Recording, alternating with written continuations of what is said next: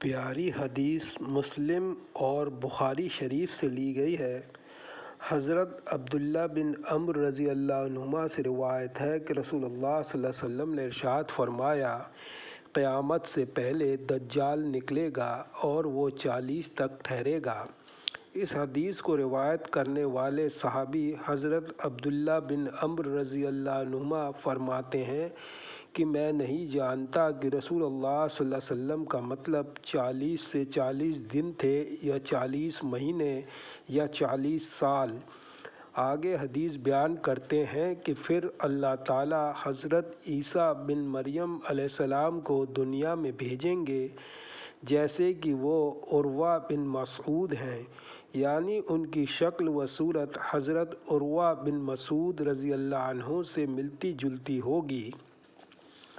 وہ دجال کو تلاش کریں گے اور اس کا پیچھا کریں گے اور اس کو پکڑ کر اس کا خاتمہ کر دیں گے۔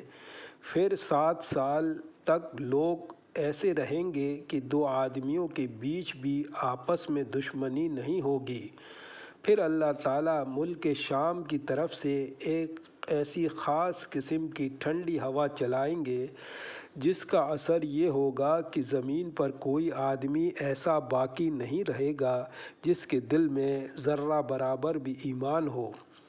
بہرحال اس ہوا سے سارے ایمان والے ختم ہو جائیں گے، یہاں تک کہ اگر تم میں سے کوئی آدمی کسی پہاڑ کے اندر بھی چلا جائے گا تو یہ ہوا وہیں پہنچ کر اس کا خاتمہ کر دے گی۔ رسول اللہ صلی اللہ علیہ وسلم نے فرمایا کہ اس کے بعد صرف برے لوگ ہی دنیا میں رہ جائیں گے جن کے دل ایمان سے پوری طرح خالی ہوں گے۔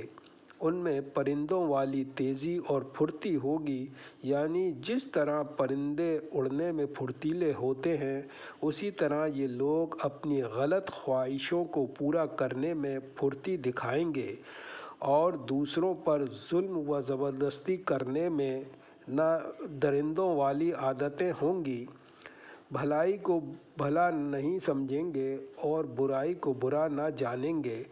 شیطان ایک شکل بنا کر ان کے سامنے آئے گا اور ان سے کہے گا، کیا تم میرا حکم نہیں مانو گے؟ وہ کہیں گے، تم ہم کو کیا حکم دیتے ہو؟ یعنی جو تم کہو وہ ہم کریں۔ تو شیطان ان کو بتوں کی پوجا کرنے کا حکم دے گا اور وہ اس کا حکم مانیں گے، اور اس وقت ان پر روزی کی کشادگی ہوگی اور ان کی زندگی ظاہر میں بڑی اچھی عیش و خوشحالی ہوگی۔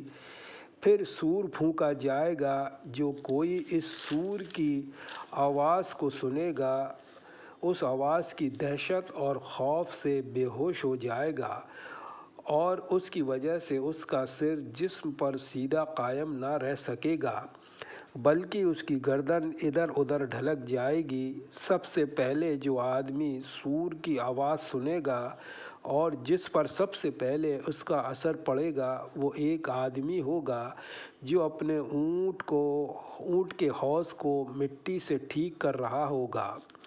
وہ بے ہوش اور بے جان ہو کر گر جائے گا، یعنی مر جائے گا، اور دوسرے سب لوگ بھی اسی طرح بے جان ہو کر گر جائیں گے۔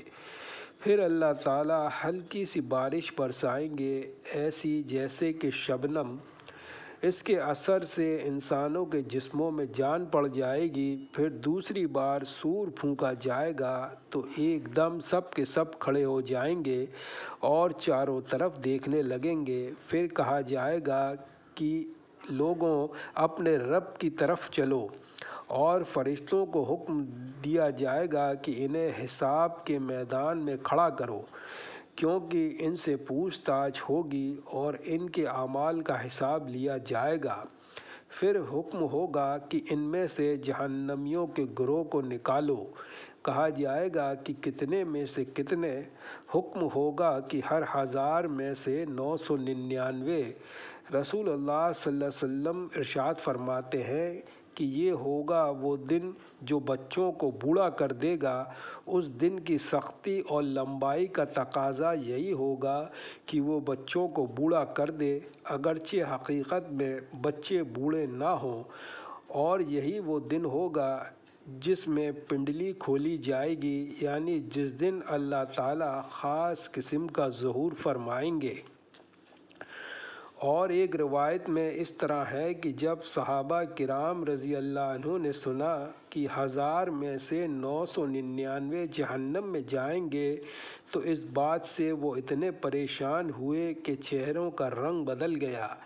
اس پر آپ صلی اللہ علیہ وسلم نے ارشاد فرمایا، بات یہ ہے کہ 999 جو جہنم میں جائیں گے وہ یاجوج ماجوج اور ان کی طرح کافر و مشرکوں میں سے ہوں گے، اور 1000 میں سے ایک جو جنت میں جائے گا وہ تم میں سے اور تمہارا طریقہ اختیار کرنے والوں میں سے ہوگا۔